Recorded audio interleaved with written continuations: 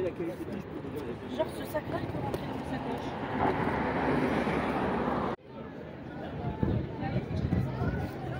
Allez, on rentre dedans ou pas?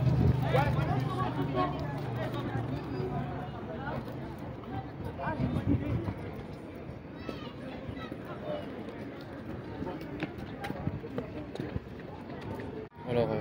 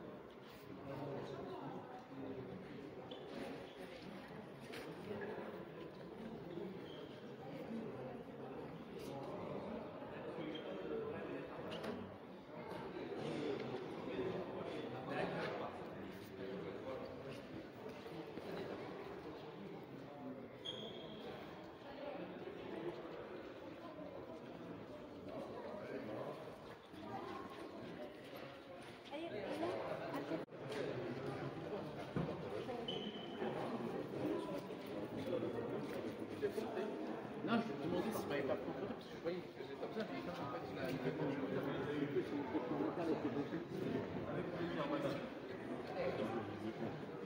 Et ça, on appelle ça comment? Ouais. Toi, tu sais? Du jeu, tu sais? Comment on appelle ça maintenant?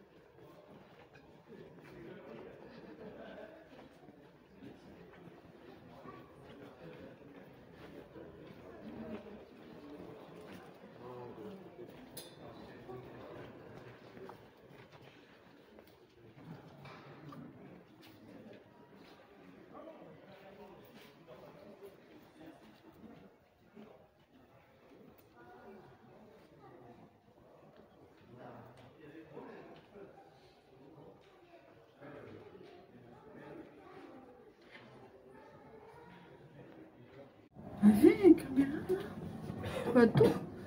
Les trams, je vois tout ça. Waouh. Oui, t'as vu? C'est du bureau. Ah, t'as vu? Allez, viens. T'as vu,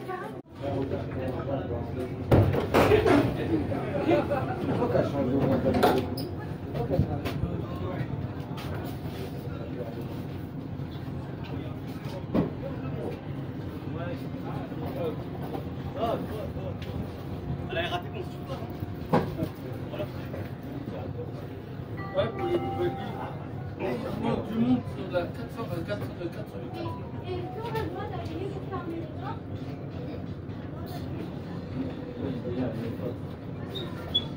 Il n'est pas encore 14h30. C'était une blague, je sais ça. Après, je me demande si je commence à mettre.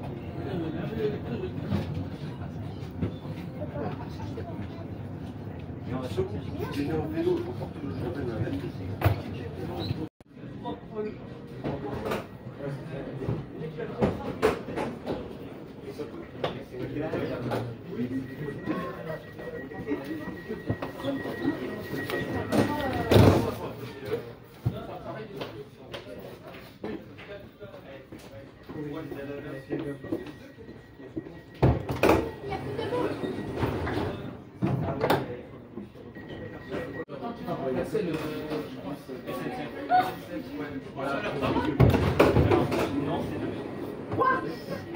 Non, c'était tout, c'est une filiale de Keolis, c'est le SNCF Voyageurs. Keolis, c'est une filiale de SNCF. Chers invités et chers voyageurs,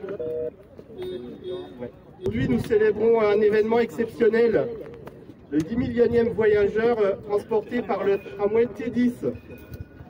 C'est un exploit bien plus qu'un simple chiffre.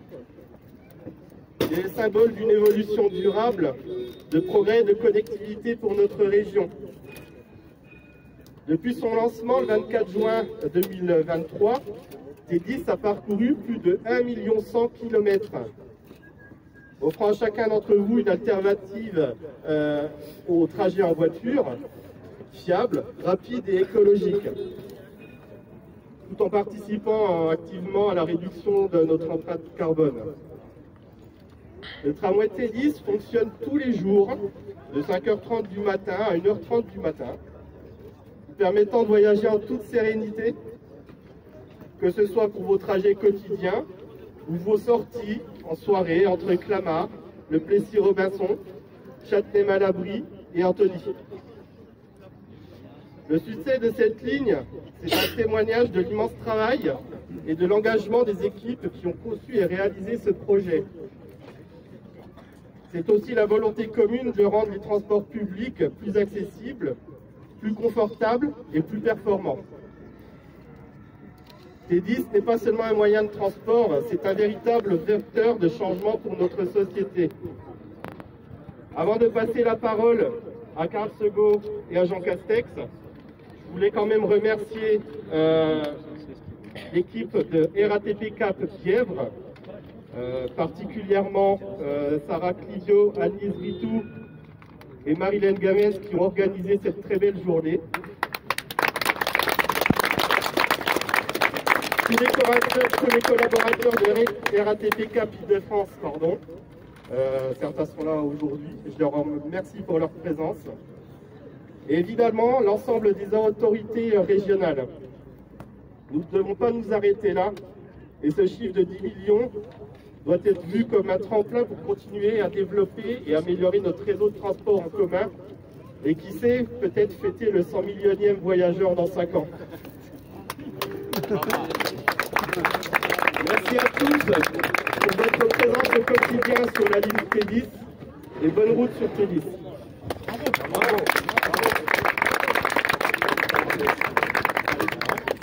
Alors, mesdames et messieurs, bonjour, c'est Monsieur le Président, Directeur Général de la RATP.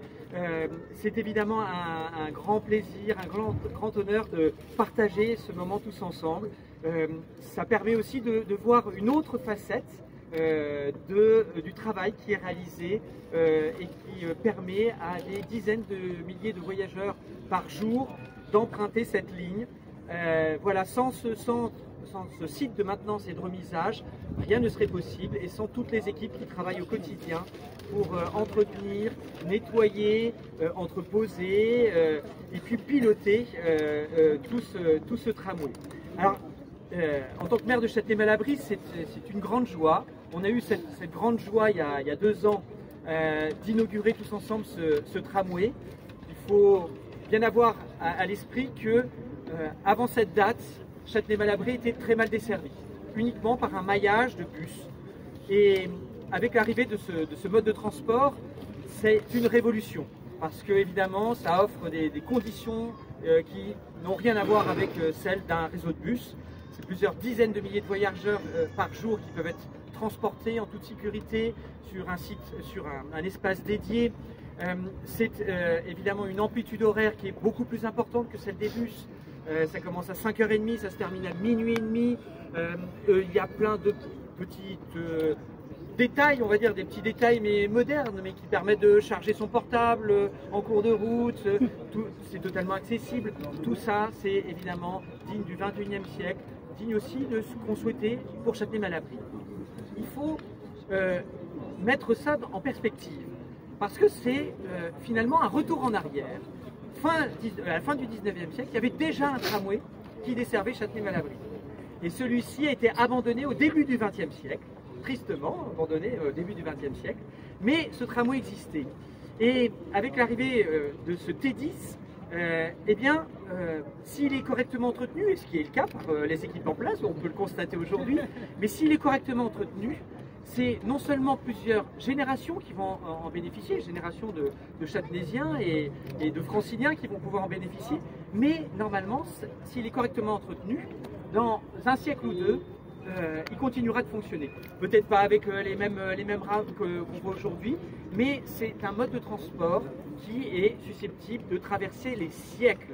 Et ça, c'est très important, c'est-à-dire que les villes desservies par le T10 sont désenclavées pour les siècles à venir. Et c'est quelque chose qui mérite d'être souligné. Ce n'est pas une petite passade, et en tout cas, ce T10, on s'attachera à ce qu'il ne soit pas démonté comme au début du XXe siècle avec le précédent. Et puis, on est là tous ensemble pour fêter aussi le succès de ce T10, parce que c'est pas le tout de le faire, mais encore faut-il que ça trouve son public. Et on peut le constater tous les jours, ce tramway il est plein, il rend service à tout un bassin de population, il y a 18 000 voyageurs par jour qui l'empruntent, et on a la joie d'avoir dépassé un seuil symbolique, 10 000 voyageurs.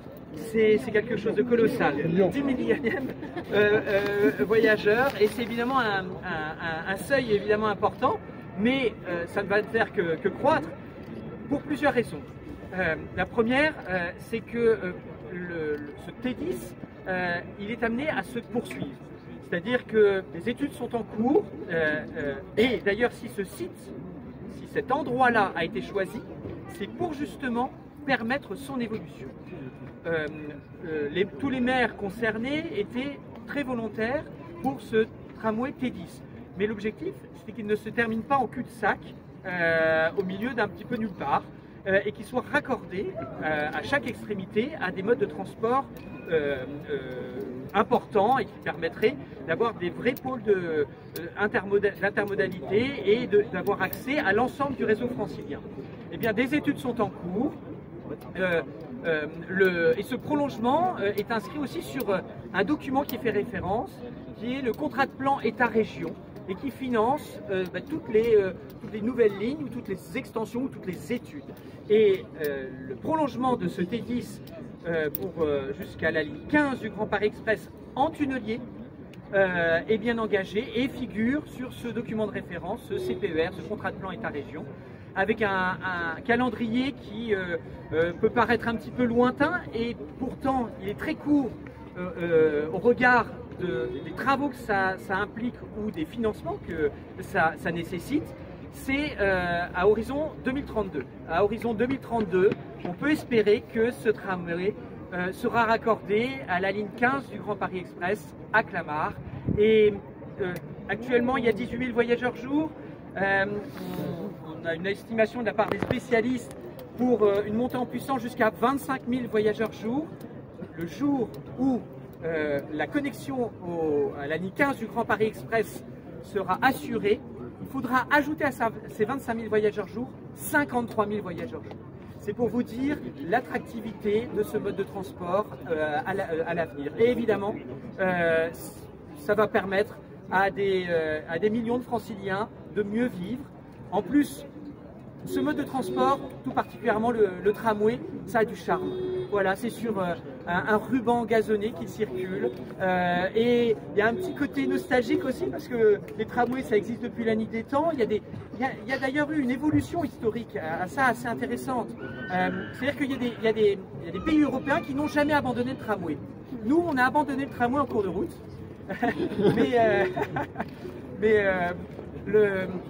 Il y avait des tramways qui existaient, qui existaient d'ailleurs même à Châtenay-Malabry, fin 19e, et puis c'est tombé en désuétude, et en France, globalement, on a fermé ces lignes de tramway quand d'autres, en Allemagne, en Autriche, continuaient de les poursuivre. Et d'ailleurs, il y a une petite différence, Monsieur le Président, c'est que les tramways tels qu'ils ont perduré dans ces villes européennes, souvent elles s'insèrent dans le tissu urbain, c'est-à-dire dans les centres-villes. Souvent, ces tramways sont liés à la circulation automobile. En France, depuis le retour du tramway, on a choisi une voie un petit peu différente qui rassemble un peu du TGV avec des lignes dédiées, souvent plutôt des lignes droites plutôt que des virages en épingle à cheveux. Mais ça offre des conditions évidemment de transport qui sont excellentes. Une régularité aussi excellente, ça je tiens à le souligner, 98% des objectifs sont atteints en termes de régularité. C'est quelque chose de très précieux. Sur ce T10, c'est aussi très très peu d'accidents et uniquement matériels. Il y a eu, depuis, et je parle sous votre contrôle, uniquement 7 accidents matériels, aucun d'accident physique. Ça signifie que ce tramway, il a été bien pensé et qu'il est aussi bien piloté. Donc vraiment, je vous remercie pour tout le travail que vous faites au quotidien. Merci Monsieur le Président de nous faire l'honneur de votre présence. Et longue vie au Tédis.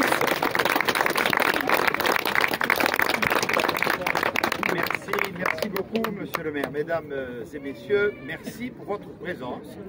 Je le dis puisque ce tramway, comme en général tous les transports en commun, ils sont à vous, ils sont en tout cas pour vous, et pour améliorer, comme vient très bien de le dire Monsieur le maire de Châtenay-Malabry, le service public des mobilités, comme on dit, dont on a énormément et de plus en plus besoin. Je me réjouis vraiment de votre présence, sans en être surpris. Parce que j'ai bien conscience qu'il y a un attachement un peu viscéral de nos usagers, ça va même au-delà, à leur transport en commun. Ils font partie de notre histoire. Et j'ai, depuis que je suis à la tête de la RATP, beaucoup ouvert et incité tous les exploitants. Nous sommes ce matin sur le tram, je t'ai dit, mais partout, sur le métro, sur le RER, sur les centres-bus, sur les ateliers de maintenance, à s'ouvrir. Il y a les célèbres journées du patrimoine. Bon, on fait nos mini-journées de plus en plus souvent et il y a un succès qui en dit long. D'ailleurs, je vous le dis, j'ai un autre projet. L'Île-de-France, Paris et l'Île-de-France sont la seule métropole européenne à ne pas avoir leur musée du transport urbain. On a un endroit assez éloigné où on stocke dans des conditions peu satisfaisantes tous nos ancêtres, et y compris les premiers trams avant celui-là, mais on ne peut pas trop les montrer au public. Et il y a une demande forte. Ça s'en dit long à la fois sur nos racines et sur l'attachement au patrimoine, parce que c'est du patrimoine, et votre présence ici prouve que vous êtes intéressé par ça. C'est aussi pour nous l'occasion de vous montrer des métiers que vous connaissez moins. On voit passer le tram, on voit le conducteur, on peut voir des contrôleurs, des agents de station, mais il y a derrière des gens qui en assurent la maintenance, comme on dit, qu'elle soit habituelle, on va dire, ou un peu plus lourde. C'est dans ces ateliers, vous en avez vu un parfaitement moderne, et j'en profite pour vous dire que nous avons un programme sur le tram, et en particulier sur le métro, de rénovation complète de tous les ateliers.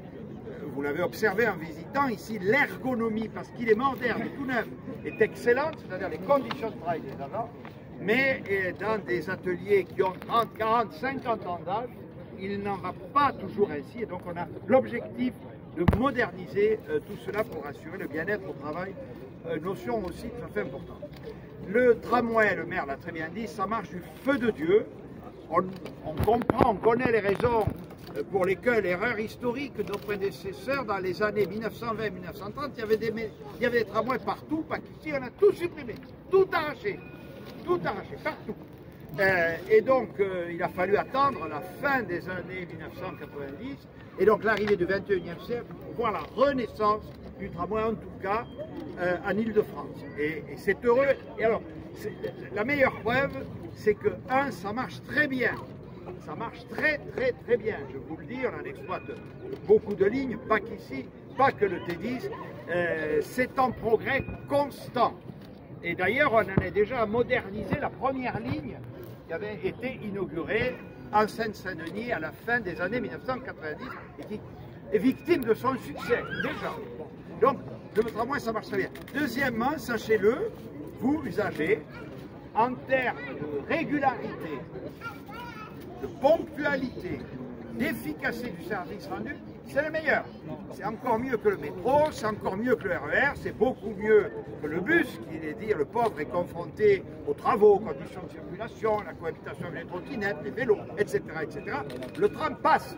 Il y a quelques carrefours parfois difficiles, mais le tram passe. Donc le tram, c'est un outil moderne qui est plébiscité par nos concitoyens.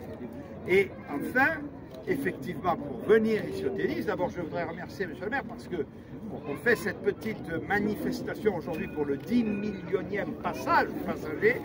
J'étais évidemment présent en juin 2023 pour l'inauguration. Le point commun, c'est que c'était une journée, comme aujourd'hui, absolument magnifique. Je ne sais pas si vous faites exprès, mais bravo. Je suis sûr que c'est calculé, bien entendu, mesdames et messieurs. Bon, en tout cas, je voudrais aussi vous dire que les équipes de la filiale Cap Bièvre, Cap Île-de-France, c'est comme ça qu'elle s'appelle. Je voudrais saluer Xavier Letty, qui en est le directeur ici présent, se démènent, voilà, se démènent beaucoup, sachez-le, tout ça, c'est du travail. Tout se tient. Si on fait aussi des manifestations comme celle-là, des journées porteurs, je le dis au passage aussi, c'est pour faire croître l'envie. On a besoin de recruter. Et il faut faire fonctionner tout ça, ces extensions à venir dont a parlé fort judicieusement le maire. Voilà, donc il faut rendre hommage aussi à tous les personnels de la RATP, ici comme ailleurs, qui veillent à un service public de qualité, un service public du quotidien, qui est finalement celui que vous attendez. Merci beaucoup.